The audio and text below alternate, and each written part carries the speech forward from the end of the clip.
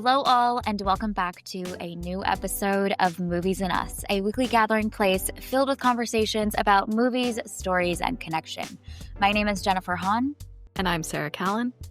And today we are so beyond thrilled to have Lilian T. Mehrel joining us today. We are going to dive deep into her film, Honeyjoon. She is the writer and director of this film.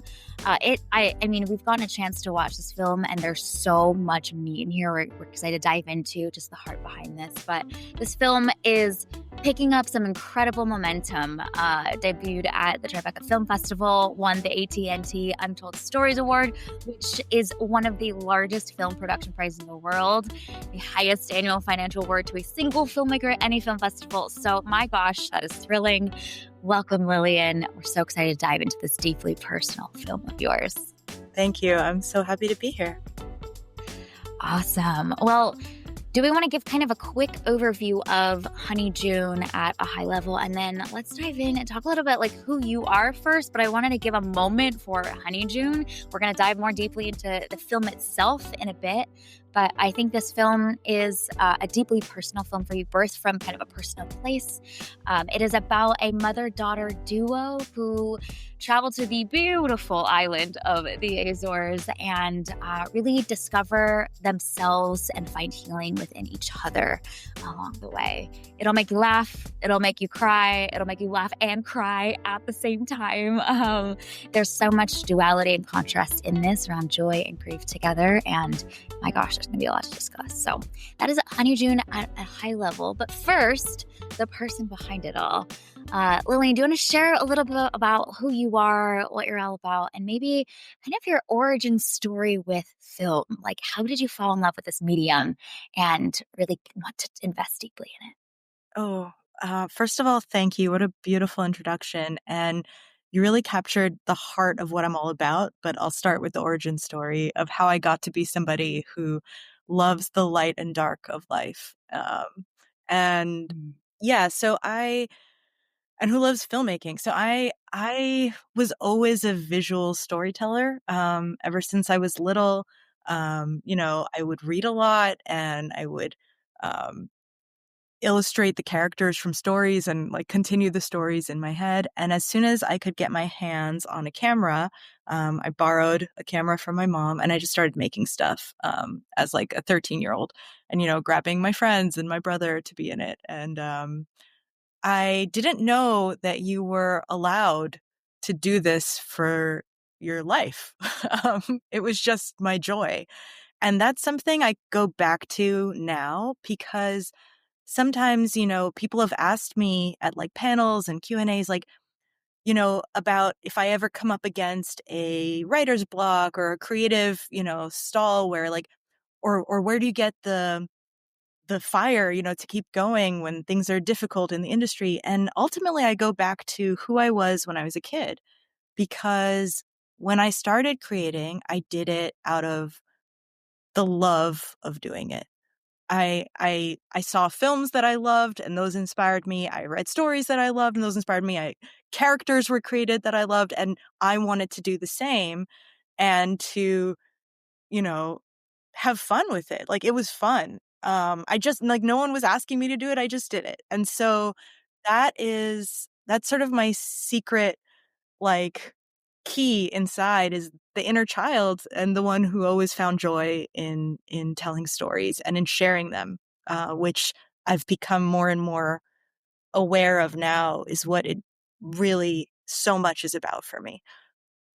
I think even hearing you talk about it, you like light up when you are sharing about that almost like childhood wonder around creating a story and seeing your vision in your mind come to life through your hands, which I think is so powerful and so contagious and likely is bringing you through those ups and the downs. It's like that deep love for this medium and for creating something visual that moves people.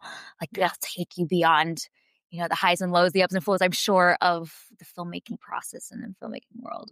Exactly. And what you said too about this medium, like this in particular, it brings together all art forms. Like I remember like falling in love, at age 13 with a shot that's in slow motion paired with music and the combination of all the things creating an emotional effect.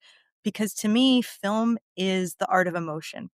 We're like diving deep on like characters and feelings and human behavior and what life feels like.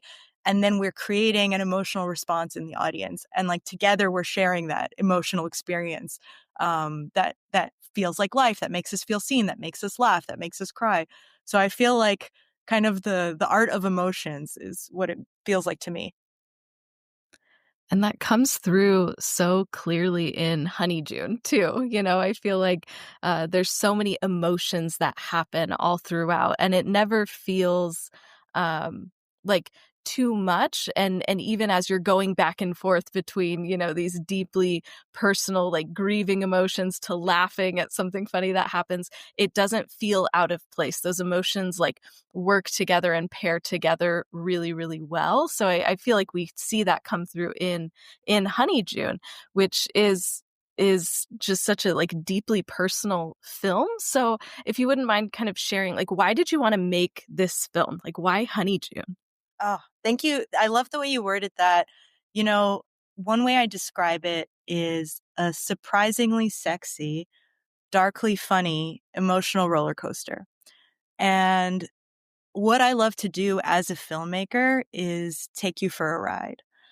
Take audience Mm. on a roller coaster ride of laughter and feeling and share in the inside joke of being human and the beauty and the pain of it. And so that's all stories and all the films I've made, no matter the details, they're sort of vehicles to do that.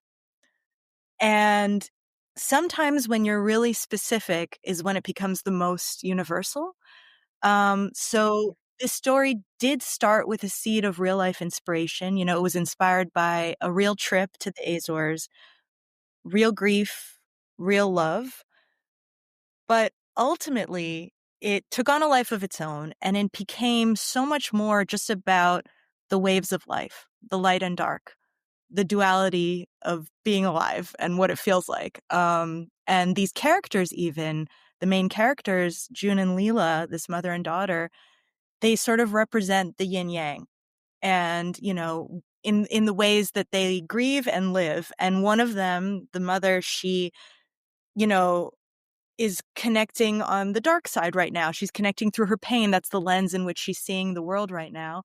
And the daughter wants to like run towards the light and feel alive again and feel pleasure and flirt with all the hot people on the island.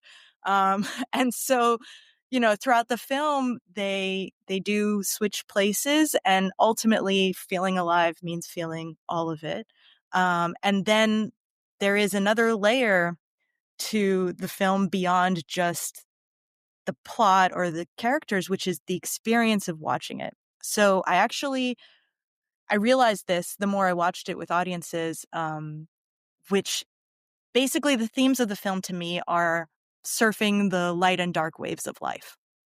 And I realized when people watch it and we're sitting in the dark and we're looking at the light all together, as they go through the waves of emotion in the film, as they laugh, as they cry, the themes of the film are not theoretical anymore. They're embodied and you feel them in your body. And you go through this like microcosm of experience, while you're watching a movie that feels like what life feels like to me. And that was very important to me. And also the film is very much like a body film. Like we're all alive, we all have a body, and there's stuff in the film about like being in your body. There's stuff we can all connect to. Some of the jokes are about being in your body. Some of the emotional release is about being in a body. So yeah, I think the fact that it's like such an embodied experience, it feels really right for this film and for the kind of films I make. Yeah, I thought that it was so striking to see how much throughout the film there's a quickness in how emotions come and go. There's a shot that like is so powerful to me, which is when Leela, the mother, is in the sauna and she's experiencing like just this overflow of crying and sobbing, grieving the loss of her husband.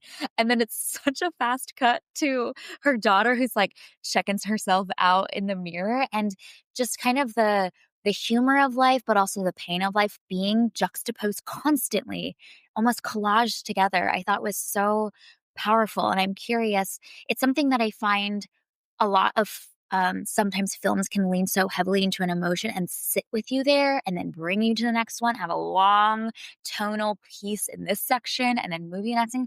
But it was striking to me how quickly it's moving. And I think that's almost more reflective of how our life feels. It's that fragmentation, but also the whiplash of having to be on a painful call and then go immediately into a work call. And then you don't have time sometimes to process everything as it's coming. And so it's healing and cathartic to feel like there's permission to have all of these emotions exist all at the same time. I'm curious in the editing style how that maybe came through, or if the Kennedy intentional choices behind that choice of emotional pacing almost in the film. Mm, I think that's so interesting and beautiful the way you phrased it, also to have permission to feel all those things together, because to me, they're so woven together. Like, without giving too many spoilers, but even the sauna scene that you're talking about, within that one long shot of her in the sauna, which we don't break in the edit, then there's a comedic contrast and a relief. And something that people have said to me is that you always give us a release at some point. Like, I'll hold the tension or I'll hold the emotion and then cut it with, comedy or with an actual like cathartic release. And I feel like that feels like the natural rhythms of life. And also maybe it's that little bit of June in me that like, I don't want you to suffer. I want you to I want you to release with a laugh. And I do want my audiences to feel seen in the full spectrum of human emotions and to have permission to feel all of them, because there's no one right way to grieve and live, and it's all of it. I think it was also me trying to celebrate that being alive in and of itself is something I want to celebrate, even if it comes with so much pain. Like, even like if like why can't it all just be good? Why can't it all just be comedy? But at the Mm. very least, it's like me kind of maybe making my peace with the fact that, like, well, if I'm feeling something, even if it's pain, I am feeling and I am here. Mm. Um, speak a little more about the edit. I collaborated very closely with a wonderful friend and editor, Harry Chepka, who together, we shared this very unique sensibility, which is cinema and poetics and emotion and art and comedy. And sometimes people think they can't go together. And I do think they can, and they do go together for me just naturally. That's how I like see the world, because I think also, like, you know, cinema and beautiful poetic cinema is an added layer of communication. Like, when you see a special shot, it's telling you something. It's giving you an emotional layer. And why wouldn't I want to give all the layers of this art form that I could, even if I'm also going to make you laugh? Like, who's to say I can't do both? So yeah, I felt that that's very unique. And also my cinematographer, whose name is Inez Gowland, she also holds that unique sensibility. And it's so rare, actually, to find all my collaborators who hold both, and my actors. And I think, you know, having people who understand that life can be both, it was such a gift to work with this incredible cast and crew. And my cast, they really translated that by being true to the character, not by trying to be funny, but just by being so real that we could all connect. And sometimes, for example, Leela just being like you said, like, so in her feelings, she's crying, she's in her grief. And somehow she can be sometimes so funny just by being there, being so her. Yeah. And I think that comes through so well. It's some of the parts of this film that I find the funniest are just when they're just being themselves. And even just like the juxtaposition between June and Leela sometimes is the most hilarious thing, or just like a little like look that June will give her mom or her mom will give her. Those little details I think are so make this film so rich and make it feel so like real to life too. These feel like real people, not just like characters that you're watching on the screen. Thank you so much. That means a lot to me because even though they're kind of symbolic and I talked about the yin yang, I also just want the characters to feel real and for people to connect to them and relate to them no matter their details. And I've found that like different genders, different ages, different cultures all highly relate to some of these universal experiences. And, like June asking her mom not to talk about certain heavy topics as soon as they meet their sexy tour guide. And then, of course, what happens? And like these are things that just feel like life. I loved some of those bits, and I think that as a female, getting to watch this film was like cathartic, and I was feeling very seen because the mother daughter dynamics are so delicate. They're so special, especially when like moms are figuring out who they are in this kind of like season of life, and also the daughter is kind of blossoming and coming into herself, and that's a lot of turmoil, that's a lot of conflict, that's a lot of passive aggressiveness between the two of them. And I think there's so many little things in how they relate to each other, the looks, the glances, the small side comments that I was like, gosh, only someone that's experienced some bit of this knows how to put this to the screen in a way that feels really authentic, in the kind of the little jabs and the unknown jabs that they make at each other by accident, and just the tension between the two of them. You could cut it with a knife in some scenes. Thank So you. those were really cool to see. It's great to hear that people see and feel the layers in their relationship and that it's complex and that they're complex characters, which I think we all find interesting, because we're complex. And yeah, there's something what you said about watching it like as a woman. There is something radical about seeing women of all ages and cultures, be celebrated for their bodies, their Yes. pleasure, to have, Mm. again, I don't want to give too much away, but to celebrate, you know, pleasure of both these characters was very important to me. Um, and something that, I said actually when I pitched this film and I won $1 million to make it from Tribeca AT&T Untold Stories was I said, thank you. I said, this is a film for anyone who wants to feel free in their body, for anyone who lives with grief, and for anyone who has tried and failed to flirt. Yes. All of the above. All the awkwardness and all of the like the coming into yourself and like stumbling and tripping over yourself, but also I love what you shared around being free in your body, because I think that that is so tied in with the emotional catharsis. Like our bodies experience and hold emotion, they hold grief, they hold anxiety, they hold trauma, but also when it's experiencing pleasure, there's so much that is healed in that too. And I think we won't give anything away, but let's just say that the ending sequence of this film really juxtaposes those things together, and there's a character that almost is experiencing both at the same time. So yeah, this is your trailer to go watch the film so you can find out what we're talking about, because it's so powerful, and I don't see that often in films that are made by traditionally the type of filmmakers that get to make the film. So that was powerful to see put to the big screen, and almost in this bold, unabashed, this is who we are and this is important to who we are as women, I think was so important and significant. Thank you so much. That means a lot to me. And, it's actually making Honeyjoon and sharing it and feeling the level of unbelievable response from audiences and, getting audience awards and things like that has actually emboldened me for the next film to be, to go there because people want it. We want it. We've been waiting for it. Yeah. Yeah. Another piece, kind of like changing subject just a little bit, but the idea of like being in your body and the way that these two like female characters are really like uh asserting their own like agency and how they are feeling in the film. One of the pieces of this that I was actually really drawn to was this like subplot about the woman life freedom, and that kind of surprised me in this film about this like mother and daughter, kind of reconnecting and experiencing grief together and healing and all of that. So why was that subplot important for you to include in this film?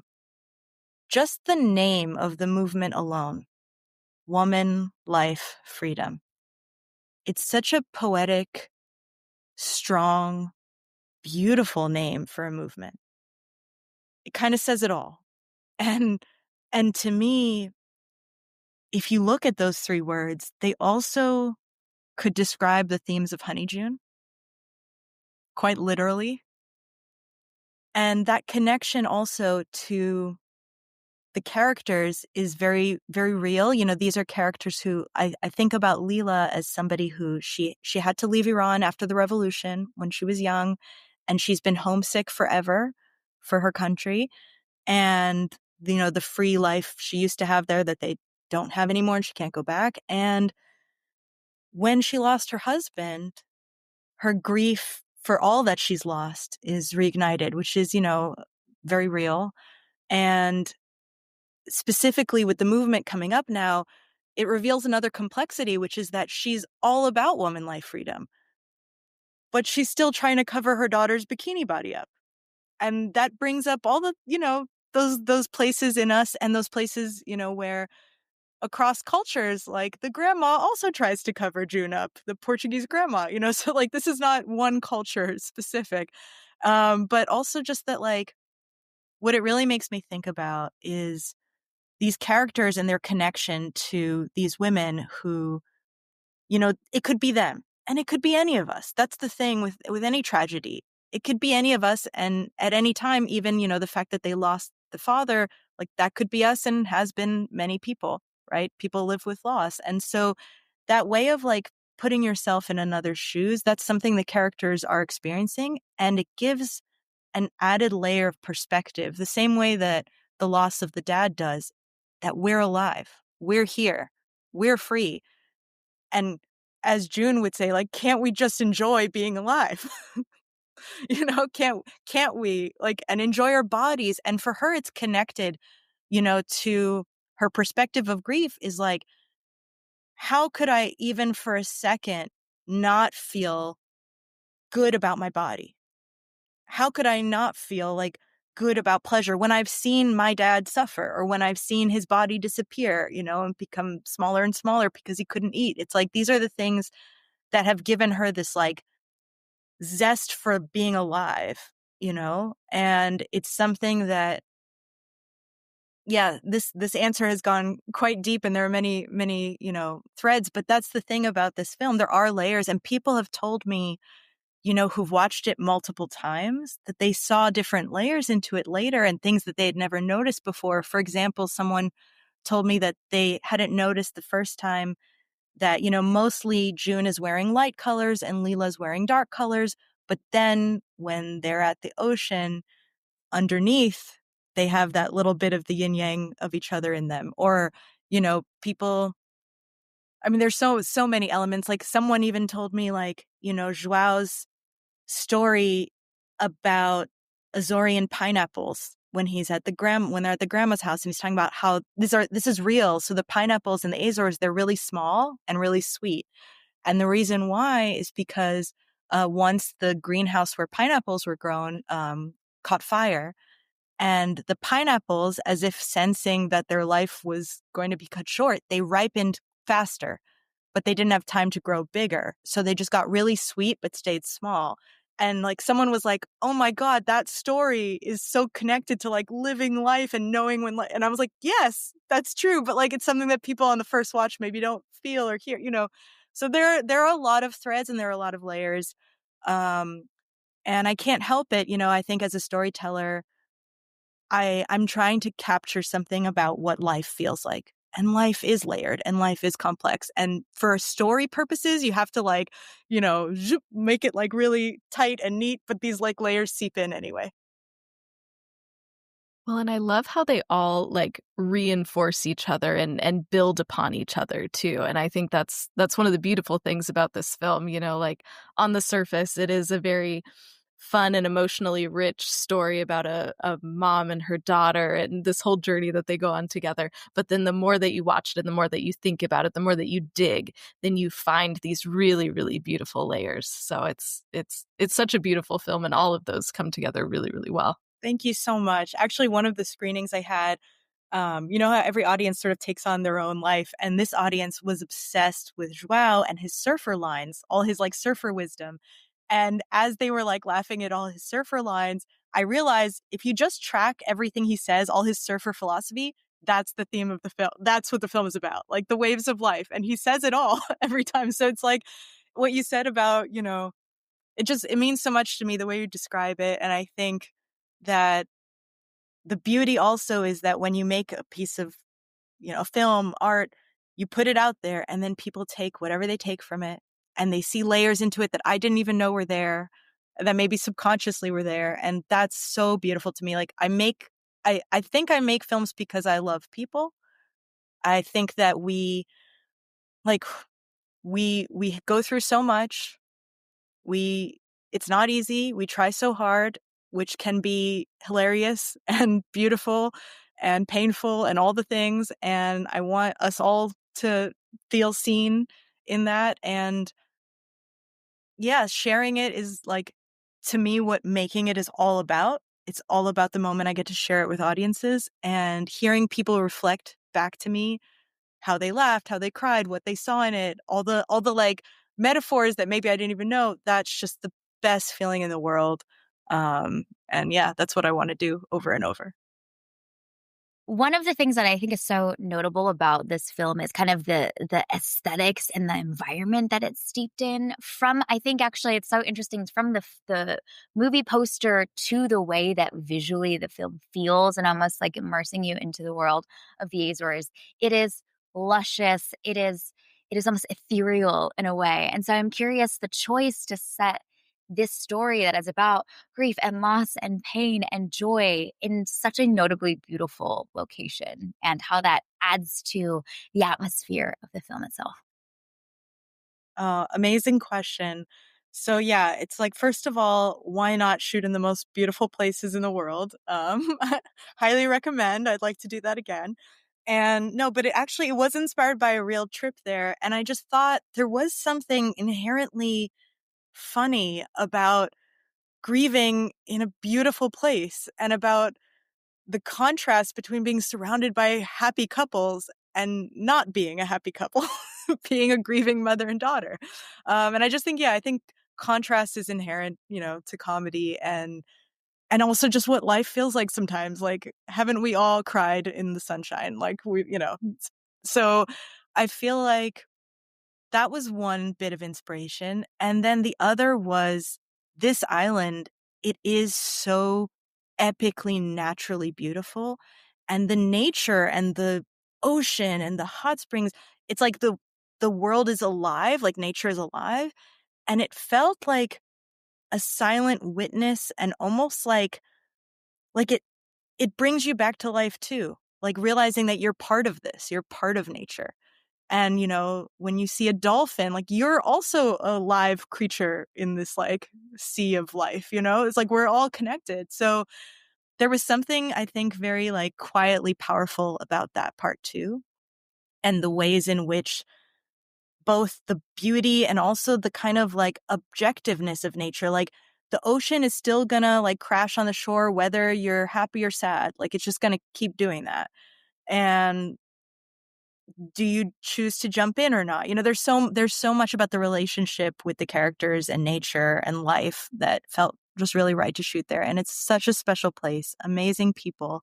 And we actually cast real couples who live on the island and real people, like an entire town put on a procession for us. That was so special. So yeah, an amazing place will forever be so important to me. So like throughout the film, you sometimes cut to these shots that look like they were shot on a phone. And you'll go from, your normal like standard film aspect ratio to the phone aspect ratio.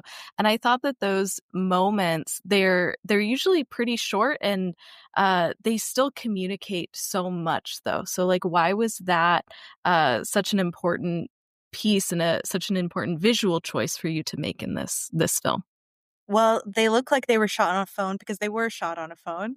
We shot with 3 cameras, the Super 8 film, iPhone, and the Ari, and our regular camera. And the iPhone, it just felt really natural to me, like, when you take a trip these days, like, that's how I capture, you know, my trip. So I felt like this is what the characters would do on this journey. And, people have told me later, like, that they saw the connection to the different characters with the different cameras, but it created spontaneity. It allowed even me, the director, to like grab the iPhone and capture something that I saw, like the whale watching. I took the actors and, just me and them and the iPhone. And it gave me creatively space for discovery and for inspiration in the moment. And it also made it feel very real to me, like these characters that we're seeing, in the traditional film camera, and then suddenly you see them through an iPhone. It's like they're more tangible somehow. Um, so yeah, I really loved that added playfulness and realness that it brought. I loved those moments. They were hilarious. There's so many shots of like from POV of June where she's like sneakily taking the video of her hot tour guide, and then he turns around and it like immediately turns down to the grass. Those were so funny, and it really almost allowed us to feel like we were like in the perspective of the characters. Some of the shots I thought that were really interesting were sometimes of flowers or of the lush landscape around them, and almost seeing through the lens of the character what caught their eye or what caused them to stop and say, "Oh my gosh, this one purple flower, and I need to take like 3 shots of it because it's that beautiful." And so it made the characters feel so lived in. Yeah. Exactly. I think what you said too is so important about their POV. It gave us a chance to be in their POV. And to, like you said, I had never heard anyone phrase it that way. And I love it. Like what they were noticing, it also helps you understand kind of what I was saying about the island bringing them back to life and the nature and the beauty, because that's all what they're taking in and what they're seeing. And then also we, the audience, like I want to give you a ride and take you on a trip and take you to the Azores and immerse you in the beauty. I want you to feel what it feels like there. And so, yeah, a lot of people come away from this film after telling me, how they laughed and cried and all the metaphors they saw into it. They're also like, so do you have any travel tips for the Azores? Yeah, like, I need to go there. I need to record. I need to experience the ocean. Yeah. Oh my gosh, it's so great. The Some of the other, like, just interesting bits that I think were in the iPhone footage, is, like, the trading of places. Like, the use of the car, physical space was hilarious. Like, at the beginning, June's in the front seat chatting with the tour guide, and then they swap. And the use of, like, physicality, almost kinda like our theme earlier around, like, we inhabit physical bodies, and they express so much emotionally, but that swapping of place and the jealousy of, like, "Oh, my mom gets to sit in their front seat with them." It's reflecting the closeness that and the bonding that is happening that June feels disconnected from all of a sudden. And like, my mom is bonding with this cute guy that I have a crush on more than I am. I'm a little mad about it. And so I think that was like really neat too, to see the way that the physical space is actually reflecting the emotional space and the shiftings that are I happening for these three. I love how you said switching places, because actually that's such a motif throughout the whole film. And even, at the grandma's house when they switch Yeah. places at the window, or the switching places of pain and pleasure, and all the ways that they switch places and that we in our lives switch between light and dark, and, Mm. and the unexpected connection with the sexy tour guide Joao, that, like you said, sometimes, we thought it was gonna be June having a good time, and actually Leela's having a great time. But, I think those dynamics, it not only created a lot of space for comedy, but also for the emotional significance of unexpected connection and how we're all connected in our long goodbyes and in our humanness. That's so good. It's so good. Uh, Another question related to, I think, the heart behind using the iPhone, like creative playfulness that you were able to infuse into the film. Uh, I know that there's a smaller cast and you were also like working on the fly with the weather changes. I think one of the scenes you like rewrote on the way there because the fog was coming through, and there's a significant scene where that comes to play. So I'm curious how much of that kind of improvisation and thinking on the fly and knowing the story but evolving the story through the creative process while you were on set that happened, and how the cast also maybe informed or you were inspired by your environment to create the film. It's interesting because there's not a lot of, well, I'm not sure how to phrase this. Like, it is kind of a miracle to shoot a mostly exterior film on an island where you have no control over the weather. And it's, you don't have the budget to just add days if it rains on the day you need. So I really don't know what to say about that because it was just miraculous that it worked out. But there were happy accidents. Like, as you said, the day we were supposed to shoot these blue and green lakes as we're driving up the mountain to get to the viewing spot, the view around me disappeared into the fog, and I had to rewrite that scene on the way up, and it was better for it. And I think for any filmmaker who might be listening, knowing your story and knowing the core of what you need to get is actually key to being a great director, because no matter what, you will have unexpected changes and challenges, and you have to know what you need for your film, even if you only have 5 minutes to get it, or, today's the day and you have to shoot in this location and the weather's different than you thought. And so I think it sharpened me and made me, the best director I've been yet. Making a feature has done that. It also, what you said about, being on the fly and improvising, like I said about the iPhone, like having an openness for discovery, because ultimately film is an art form. And then when you're actually making a film, there's so much planning involved and so many logistics that sometimes it can feel like removed from art, but it is still an inspiration. It is still inspired. And so in the moment, whenever I can notice that something new might be better than what I thought, like I will be open to and go for those things.